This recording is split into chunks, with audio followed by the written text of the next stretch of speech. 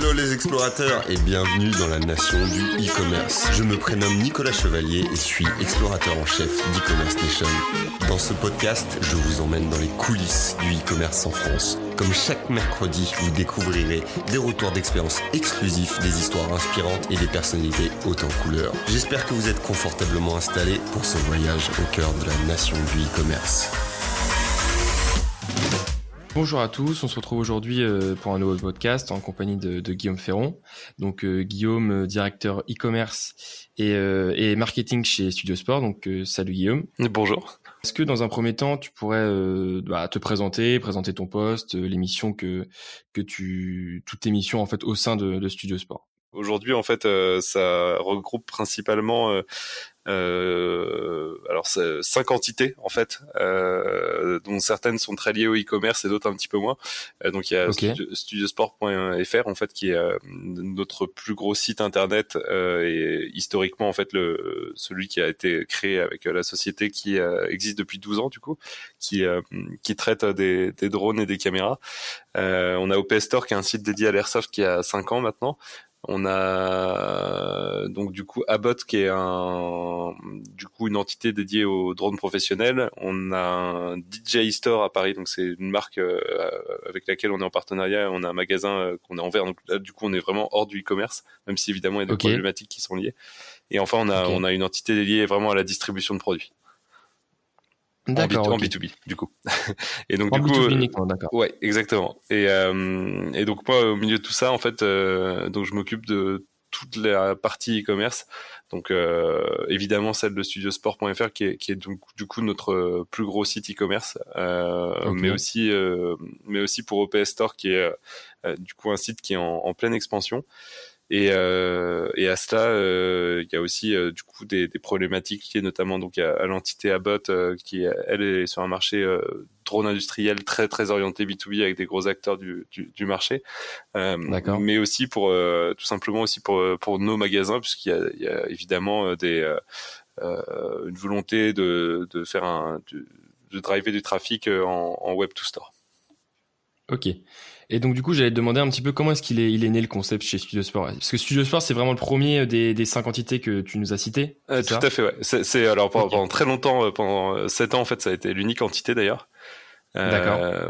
Donc c'est né en fait il y a 12 ans du coup. Alors à l'époque j'étais pas là, mais à la base c'était donc du coup le fondateur qui s'appelle Alexandre Mopa a en fait travaillé sur des concepts de caméras embarquées avant que GoPro n'existe en fait. C'était des caméras qu'il fabriquait lui-même. À la base, c'était plutôt de la location, et puis mais c'était sur des méthodes assez artisanales. Et finalement, en fait, il y avait des problématiques techniques, c'était assez compliqué, impossible d'industrialiser, etc. Et donc, du coup, il est passé d'une activité de conception à une activité en fait de retail, en commençant à vendre certaines marques, et notamment assez rapidement GoPro. Donc GoPro qu'on a commencé à vendre à partir de 2008-2009. D'accord, donc en fait ça part un petit peu, comme si c'était une passion en fait, c'est un peu de là que c'est parti. Oui, tout à fait. En l'occurrence, notre directeur et gérant, mais ainsi qu'un grand nombre de personnes dans l'équipe en fait est pratiquant en fait et utilisateur en fait. Donc il y a pas mal de gens chez nous qui font du drone, qui utilisent fréquemment des caméras embarquées. Pour la partie airsoft, toutes les personnes qui travaillent sur le OPS Store, donc qui est sur le site airsoft, en fait, sont aussi pratiquantes à côté. Donc, on est plutôt une équipe composée de passionnés, on va dire. C'est limite un critère pour être embauché en fait. Disons que ça peut aider. En tout cas, une certaine fibre sur les nouvelles technologies et l'audiovisuel embarqué peut aider fortement, en effet. Ok, après ça se comprend plus ou moins. Et du coup, j'allais te demander si vous vendez uniquement en ligne, mais si j'ai bien compris, ça dépend des entités en fait, non? Ou sinon, peut-être que certaines sont complémentaires. Alors tout à fait. Alors en fait, pour Studio Sport, on a donc Studio Sport à la base, c'est vraiment un pure player en fait. Donc on vendait uniquement sur des canaux e-commerce.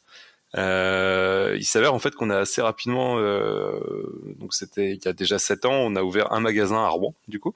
Sachant qu'évidemment avant on pouvait accueillir des personnes au siège qui voulaient acheter en direct, ça posait pas de souci, mais on a ouvert un premier magasin à Rouen du coup qui a été délocalisé et en fait qui est in fine est devenu OPS Store en fait, puisque c'était ceux qui ont créé OPS Store qui le tenaient.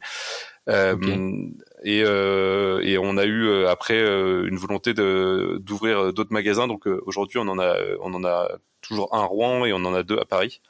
Donc il y en a un qui est au nom de Studio Sport et l'autre, comme je te disais tout à l'heure, qui est au nom qui s'appelle un DJI Store en fait, qui est un magasin dédié uniquement à la marque DJI en fait, qui est une marque de drones et de caméras. Donc en fait c'est un partenariat que vous avez fait avec la marque ou... Ouais, tout à fait, ouais. C'est un partenariat. Alors c'est le concept ressemble pas mal à un Apple Store en fait, aussi bien sur le fond que la forme. Ok. Et à terme c'est une volonté peut-être de se développer en physique, peut-être un peu plus de magasins ou autre chose comme ça. Alors en fait, on a fait quand même plusieurs tentatives. On a eu des succès et des choses qui ont un petit peu moins bien marché parce que alors tout simplement parce que le marché du drone et de la caméra embarquée a pas mal évolué. On a ouvert un magasin notamment à Annecy et qui a un peu moins marché et qu'on a hélas dû fermer. À regret, en regret, mais et on a eu aussi des succès assez sympas pour nous, notamment on a un magasin dans la région parisienne qui est à Boulogne-Billancourt et qui lui fonctionne très très bien. D'accord. Donc après c'est normal, après quand on lance des magasins, on peut pas forcément toujours réussir, il faut aussi des échecs, c'est comme ça qu'on rebondit, je pense. Tout à fait, ouais. Non, mais c'est aussi alors après c'est pas forcément que un échec parce que le marché était pas là ou autre, hein. À la base, on est des pure players qui débarquent sur du retail plus classique et du coup, je pense qu'on a tout encore à apprendre. Il y a plein de choses qu'on fait très bien sûrement, mais il y en a d'autres où on est un petit peu moins dans les clous et aujourd'hui, bon voilà, on est quand même, on s'est pas mal amélioré, je pense, et on a pris pas mal d'expérience et je pense que on se développe. Je pense qu'il y aura encore un petit développement sur des magasins, mais peut-être un petit peu moins exponentiel que ce qu'on avait prévu à la base. D'accord, donc c'est peut-être pas à terme enfin vous voulez vraiment rester sur Internet et être présent principalement sur Internet. Vraiment la partie e-commerce est au cœur de notre métier. Pour autant, on mise aussi sur les magasins. On est sur des produits qui valent, notamment pour Studio Sport, qui valent assez cher, voire très cher, qui sont assez techniques. Et il y a beaucoup de personnes qui ont un besoin de contact, qui ont un besoin de conseils que on va dire un e-commerce assez classique ne peut pas apporter. Alors après, c'est au lieu de se concentrer uniquement sur les personnes qui sont capables d'acheter sur un site e-commerce classique, on préfère miser en fait sur les deux et proposer à la fois du physique et du digital du coup. D'ailleurs, du coup, c'est ce que j'allais te demander en fait, parce que vous vendez uniquement des produits, il n'y a pas aussi un espèce de service justement avec l'apparition des boutiques ou des choses comme ça? Alors sur les services, en fait, aujourd'hui, on a un service de location. D'accord. Qui du coup est uniquement disponible auprès de notre siège, mais pour autant on expédie dans toute la France, qui permet de louer notamment du matériel donc professionnel qui coûte souvent très cher, hein. C'est des produits qui valent plusieurs milliers voire dizaines de milliers d'euros, donc pour des demandes très spécifiques.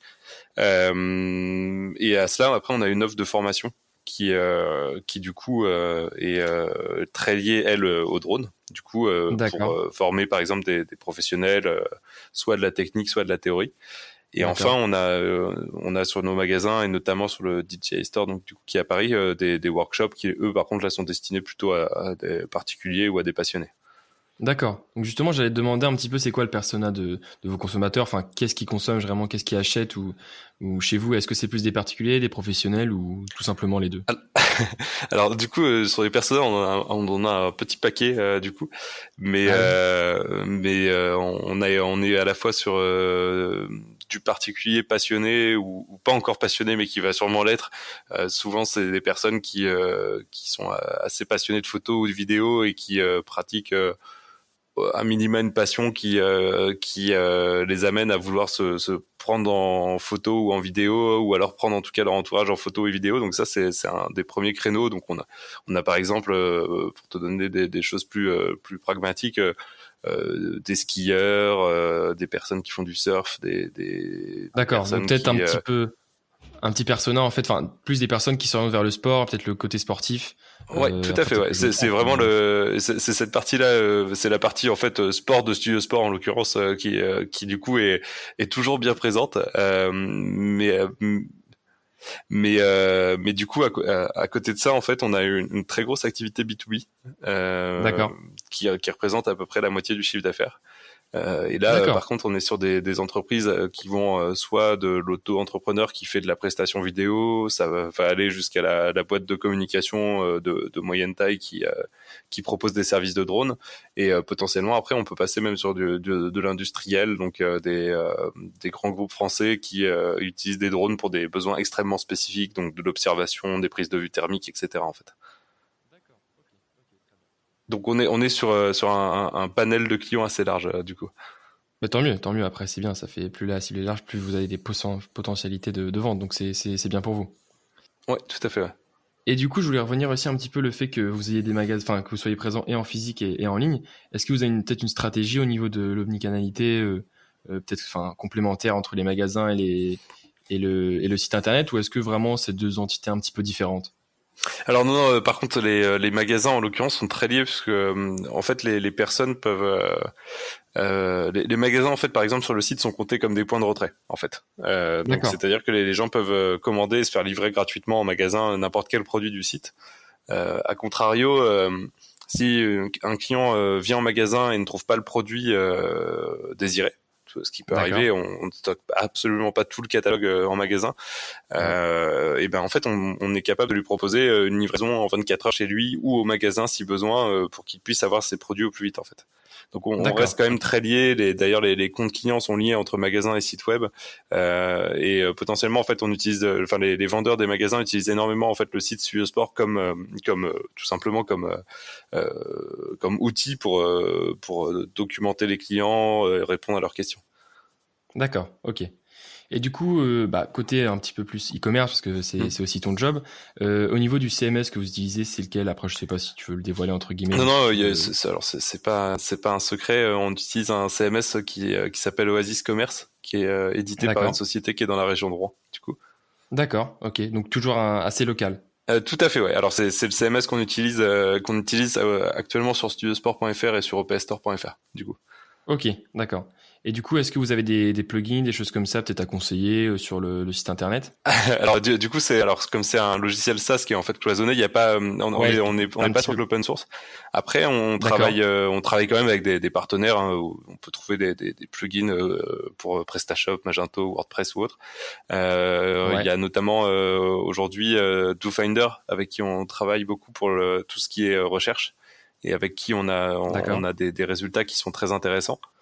Donc c'est pour expliquer en deux mots, c'est tout simplement un outil qui récupère le flux produit ou qui est capable d'ailleurs de récupérer des flux de catégories ou des flux même de marques, enfin peu importe, et qui est capable après de proposer dynamiquement en fait une alternative en fait à une recherche classique, c'est-à-dire que là ça va être en dynamique, à chaque lettre tapée en fait la recherche va se mouvoir et proposer de nouveaux résultats, et on arrive à avoir des très bons un très bon ROI là-dessus par exemple.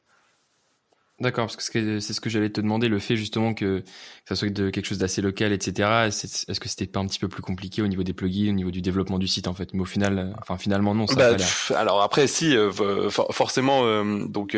Aujourd'hui, par exemple, il y a de nombreux CMS en fait le travail en fait est plus ou moins fait. C'est-à-dire qu'il suffit de télécharger le plugin, créer un compte, et puis après le script parfois même pas intégré sur le site, ça se fait automatiquement. Là, c'est un petit peu différent. Il y a parfois des développements qui sont à faire. Il y a une notion technique. Alors on travaille avec une agence, hein, mais il y a des notions techniques qui sont à connaître et qui nécessitent quelques bases techniques en fait pour pouvoir faire des implémentations on va dire bonnes. Après c'est un logiciel en SaaS qui est fermé par rapport à de l'open source, ça a ses avantages et ça a ses défauts. D'accord, ok. Et du coup, quand même sur ce CMS justement, est-ce que vous utilisez des solutions de paiement connues entre guillemets comme PayPal ou des choses comme ça? Oui, c'est possible. Oui, tout à fait. Alors nous, on utilise. Alors après, le CMS Oasis en fait incorpore déjà de base on va dire des solutions de paiement qui sont assez connues. Donc on a évidemment PayPal. Nous après on utilise pour les paiements CB en fonction de OPS et de Studio Sport, on utilise SystemPay et Paybox. Après on travaille avec Oné sur Studio Sport pour le paiement en plusieurs fois et avec Chooseo côté OPS Store pour le paiement en plusieurs fois aussi.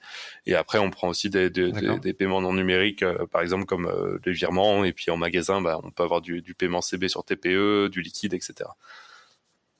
D'accord, ok. Et je suppose que du coup au niveau du paiement vous proposez le plusieurs fois sans frais. Après peut-être que je me trompe totalement, mais vu que c'est des produits assez conséquents en termes de prix, peut-être que c'est aussi une volonté. Alors, c'est une excellente remarque, mais en l'occurrence, le plusieurs fois sans frais est disponible uniquement en magasin. On fait supporter une légère commission sur le paiement en plusieurs fois sur studiosport.fr, du coup, et sur OPS Store. D'accord, ok. Alors ça peut paraître étonnant et pas forcément dans des pratiques les plus conseillées. Après, il faut prendre aussi en compte qu'en fait les commissions de paiement en plusieurs fois peuvent être assez élevées. Et aujourd'hui, par exemple, on travaille sur des produits où en fait les marges sont extrêmement réduites et où du coup on va dire sur certains paniers on peut à peine se permettre d'offrir ça. En fait. D'accord, parce que je pense que, enfin après moi c'est la vision que j'avais. Justement, plus le produit est cher, plus la marge en fait est élevée. Et en fait c'est pas forcément. Non, du tout. Alors en plus, plus le produit est cher, souvent plus le taux de marque ou la marge en pourcentage est faible. Mais parfois même la marge en numéraire est même très très peu élevée en fait. D'accord. Donc après finalement c'est quelque chose qu'on comprend au niveau du financement.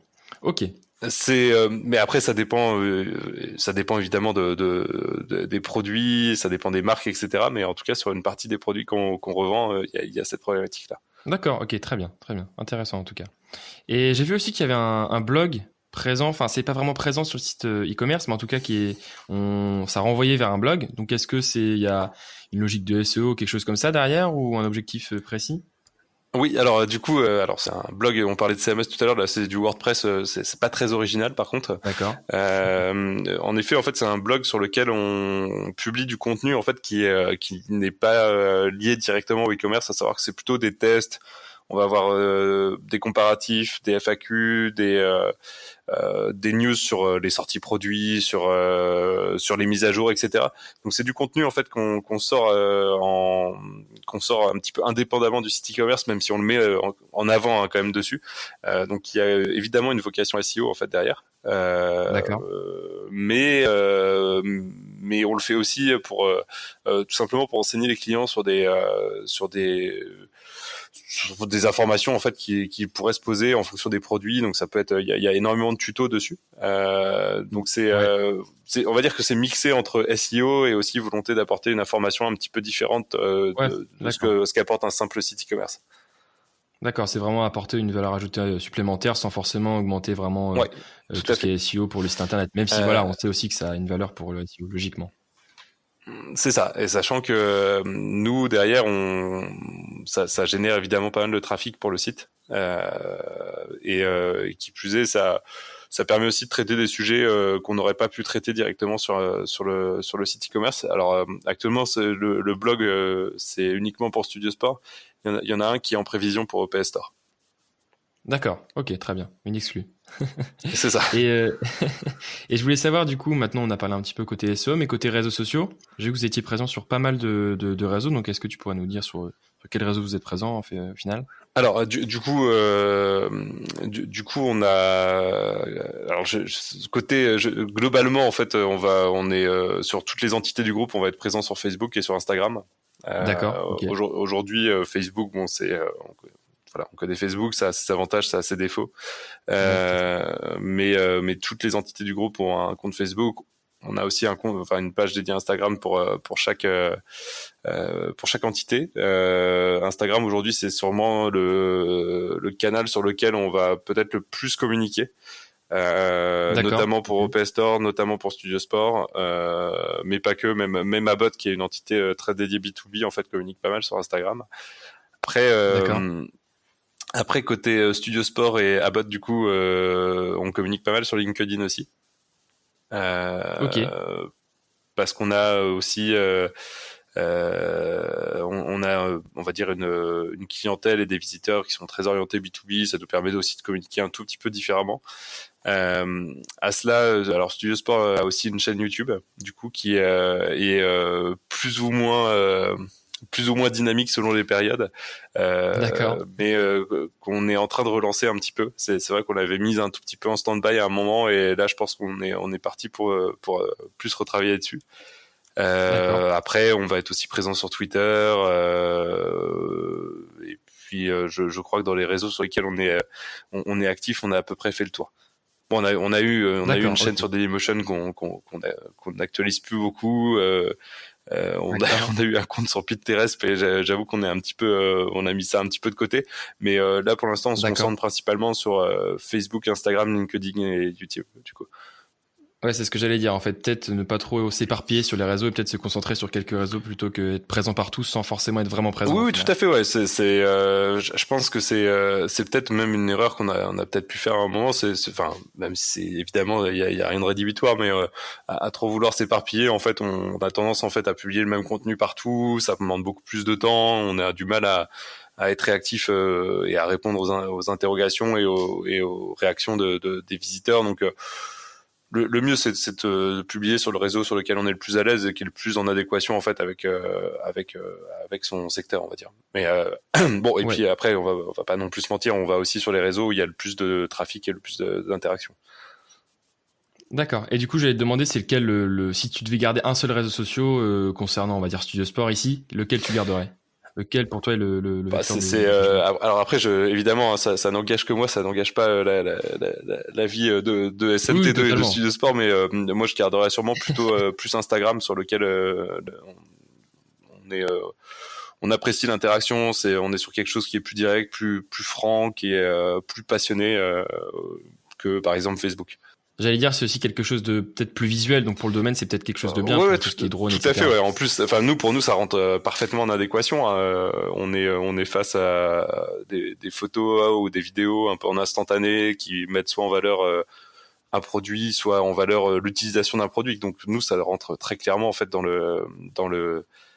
ce qu'on propose sur nos produits. Après, c'est vrai que pourrait aussi y avoir YouTube, pourrait y avoir aussi Facebook, qui quand même globalement a toujours eu un vecteur images et vidéo, notamment vidéo actuellement, assez fort. Mais pour moi, ce serait plus Instagram. Ouais. D'accord, ok, très bien. Et du coup, en revenant sur Facebook, j'ai vu également que vous aviez un onglet boutique sur la page. Donc, est-ce qu'il celui-ci est connecté directement à votre site internet avec votre CMS ? Du coup, en fait, l'onglet boutique, c'est un plugin qu'on a sur Facebook, en fait, qui permet de mettre en avant des produits. Donc, soit on peut les créer manuellement, en fait. D'accord. Soit on peut remonter un flux tout simplement qui provient en fait de notre site. Tout à fait. D'accord, ok. Et du coup, j'allais te demander qu'est-ce qui vous ramène le plus de trafic sur votre site ? Est-ce que c'est justement la partie SEO avec le blog, ou est-ce que c'est plus les réseaux sociaux, Facebook, Instagram, etc. Alors actuellement, sans rentrer trop dans les détails, parce qu'il y a certaines choses que je peux pas trop dévoiler, mais aujourd'hui, les réseaux sociaux, bien que ça soit très important pour nous, ça reste quand même une part minorité en fait de l'acquisition de trafic sur les sites, hein, que ça soit sur toutes les entités du groupe. Aujourd'hui, on travaille très majoritairement sur du SEO. Okay. Alors le blog fait partie de la stratégie SEO par exemple de Studio Sport, mais pour autant Studio Sport, en fait, studiosport.fr, le site e-commerce, a des performances SEO qui sont très au-dessus du blog, ce qui est assez logique, hein, du coup, en fait, aujourd'hui, notre vecteur d'acquisition principal reste le SEO. Après, pour studiosport.fr, en l'occurrence, on a aussi on a du SIA sur lequel on dépense de manière raisonnable, mais quand même assez massivement aussi, qui nous amène quand même un trafic non négligeable. C'est le deuxième vecteur de trafic du site. Et après, viennent ensuite tout ce qui est accès direct, affiliation et réseaux sociaux, du coup. Ok, très bien, intéressant en tout cas. Et du coup, maintenant côté plutôt logistique, oui. Comment est-ce que vous gérez votre logistique, etc. Est-ce que c'est pas trop compliqué avec des produits assez conséquents tels que les drones ou les choses comme ça, ou est-ce que vous arrivez à vous en sortir ? Alors, du coup, je vais juste faire un point sur OP Store, ce qui ça va être le plus facile. OP Store, par exemple, Ok, sa logistique qui est internalisée en fait. OP Store, c'est un peu une entité d'accord. qui est même pas située dans les mêmes bâtiments que Studio Sport du coup. On est à 800 mètres d'écart, mais et donc OP Store, il y a un magasin, la logistique et toutes les personnes qui travaillent là-bas qui sont dans la même entité. Donc au niveau logistique, eux se débrouillent par eux-mêmes en fait. D'accord, ok. Par contre, pour ce qui est Studio Sport et Abbott, du coup, en fait, la logistique et donc, en fait, on travaille avec un sous-traitant qui s'appelle Supply Web, qui est situé à Caen, et qui en fait s'occupe de toute nos logistique quotidienne, en fait, pour tout ce enfin, tous les envois, en fait, hein, tout simplement. On D'accord. garde juste, nous, en interne, en fait, au siège, on garde juste les envois, du coup, qui sont liés au SAV, puisque le SAV, du coup, est basé au siège, et ainsi que Ok. quelques envois minoritaires de produits qui sont très très très très spécifiques ou qui sont des montages et autres. Mais sinon, en fait, toute la logistique est donc du coup sous-traitée à SupplyWeb. D'accord, ok. Et du coup, vous le livrez à quelle échelle? Vous livrez au niveau national ou au-delà des frontières françaises? Alors majoritairement, en fait, on est sur du national. Après, on travaille aussi sur les dom-toms, par exemple, donc hors France métropolitaine, qui demandent D'accord. il y a quelques aspects logistiques qui sont un petit peu plus particuliers là-dessus. Et après, on expédie partout en Europe. D'accord, ok.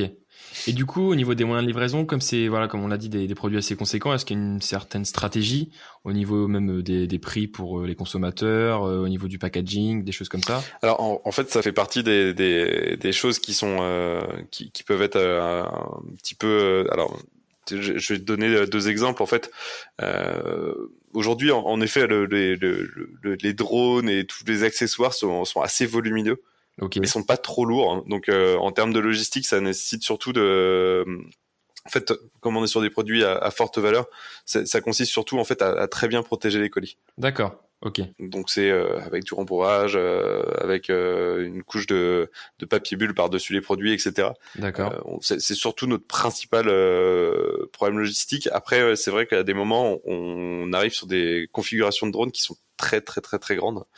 C'est des drones qui font 1,50 m d'envergure et autres, donc on peut pas passer par des transporteurs traditionnels. ok. Et dans ces cas-là, on passe par un transitaire souvent. D'accord, ok, intéressant. Et du coup, j'allais te demander, est-ce que au niveau de livraison, est-ce que c'est quelque chose que vous faites payer ou pas? Parce que tu parlais tout à l'heure des marges assez minimes. Donc, est-ce que du coup, ça rejoint un petit peu?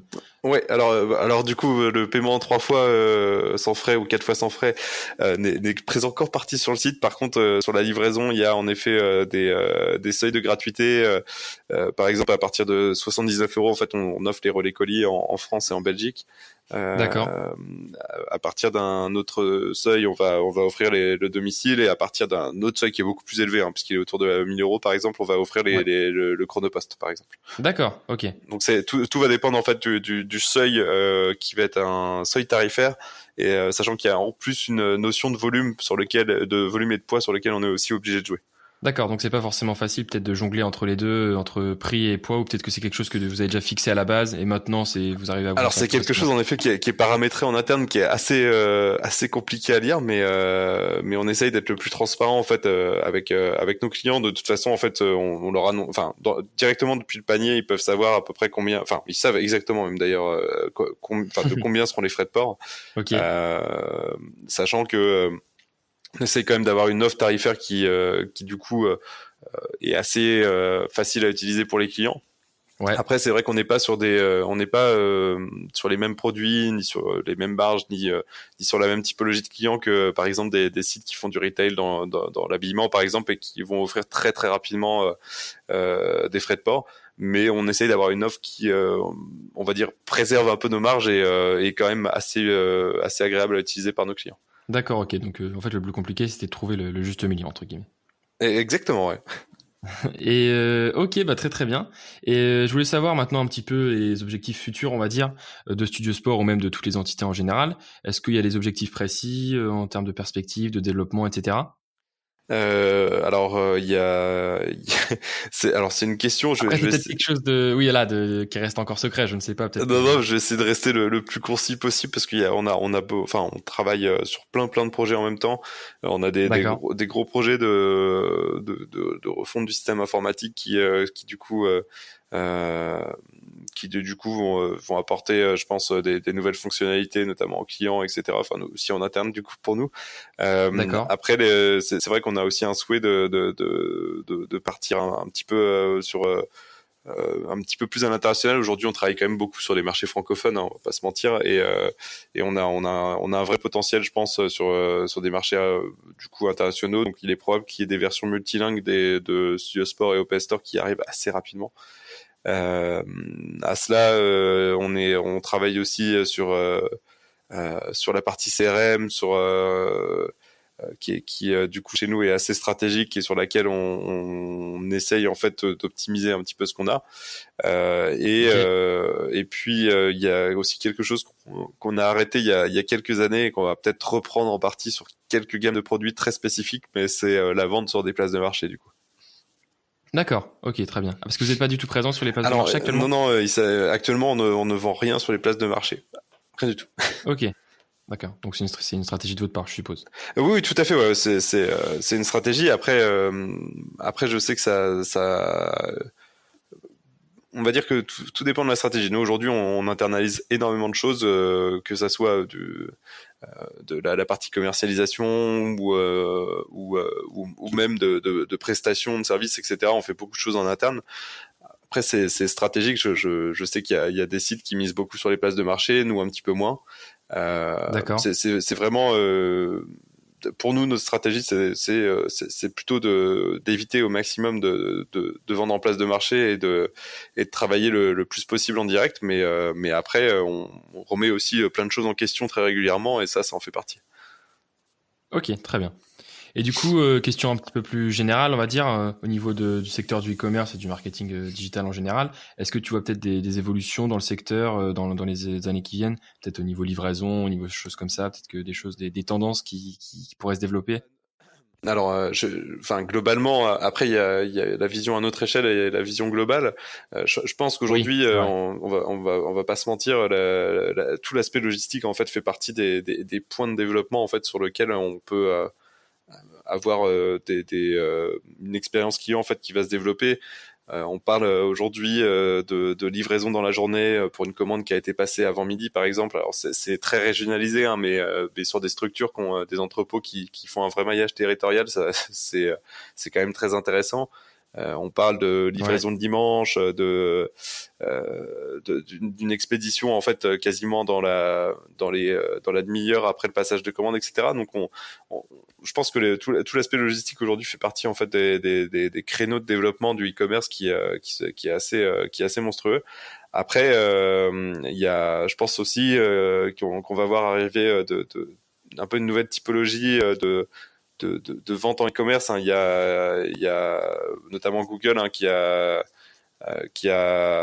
sorti quelques petites choses ces temps-ci. Hein. Je pense par exemple à Google Shopping Actions qui du coup va sûrement venir un petit peu perturber l'écosystème actuel qui n'était pas non plus endormi, hein, mais qui du coup bougeait un petit peu moins.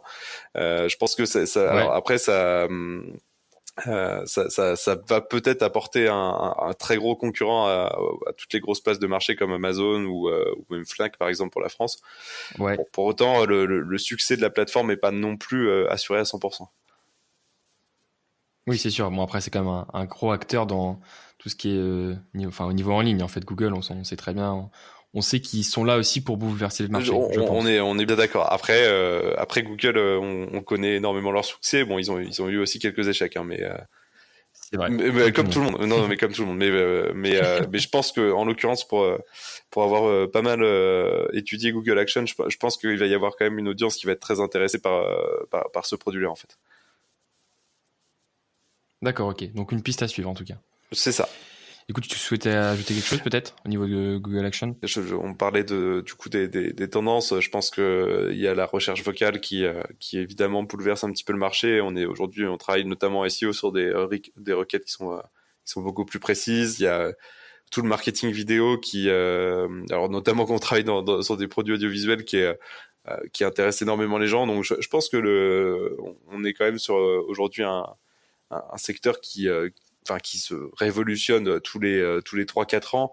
Là, on était sur une espèce de petite forme de stabilité sur sur certains points. Je parle à titre du coup personnel pour Studio Sport, mais on essaye quand même d'améliorer l'expérience client et d'être. On essaye évidemment, hein, mais d'être toujours peut-être pas à la pointe de ce qui se fait, mais en tout cas, on essaye de suivre les tendances et d'essayer d'innover en tout cas. Ok, très bien. Et enfin, est-ce que tu aurais un conseil peut-être à donner à toutes les personnes qui souhaitent se lancer dans l'e-commerce ou en tout cas qui débutent dans l'e-commerce? Je dirais une personne qui se lance dans l'e-commerce sûrement de réfléchir sa stratégie, de réfléchir les coûts qu'un e-commerce engendre. Aujourd'hui, lancer un e-commerce, ça peut être facile comme ça peut être compliqué selon la solution technique qui est par exemple utilisée. J'aurais tendance à déconseiller à une personne qui est pas du tout technique de partir sur du Magento et à contrario une personne qui connaît tous les très bons leviers pourrait s'intéresser justement à des plateformes plus open source sur lesquelles il aura plus de modularité. Donc je pense qu'il y a cette partie-là qui est liée vraiment à la technique. Et puis après, je pense qu'un bon e-commerçant doit connaître parfaitement ses produits. C'est ce qui lui permet d'être bon pour renseigner le client, mais c'est ce qui va lui permettre de faire un bon contenu. Donc, in fine, d'être plutôt bon en SEO, même si évidemment il y a une notion technique derrière. Ça va lui permettre d'être bon en SIA, peut-être même de découler sur finalement un SMO, donc avec tout ce qui va être réseaux sociaux de qualité. Et je pense qu'en fait la bonne connaissance de ces produits, c'est sûrement une excellente base pour réussir un bon e-commerce. Ok, bah très bien. Bon, bah je pense qu'on a fait le tour, Guillaume, je te remercie en tout cas. N'hésitez pas à aller directement sur tous les réseaux sociaux, que ça soit Studio Sport, OPS Store ou même Abot, sur Instagram ou autre. Et voilà, en tout cas, merci beaucoup Guillaume, et bah je te remercie et au plaisir de te revoir. Merci Edouard. J'espère que ce podcast vous a plu. Je vous donne rendez-vous la semaine prochaine pour la découverte d'une nouvelle personnalité. N'hésitez pas à vous abonner au podcast des explorateurs du e-commerce sur votre plateforme préférée et à partager sur les réseaux si vous avez apprécié cet épisode. À très vite pour de nouvelles aventures et n'oubliez pas que l'exploration se poursuit sur e-commerce Nation.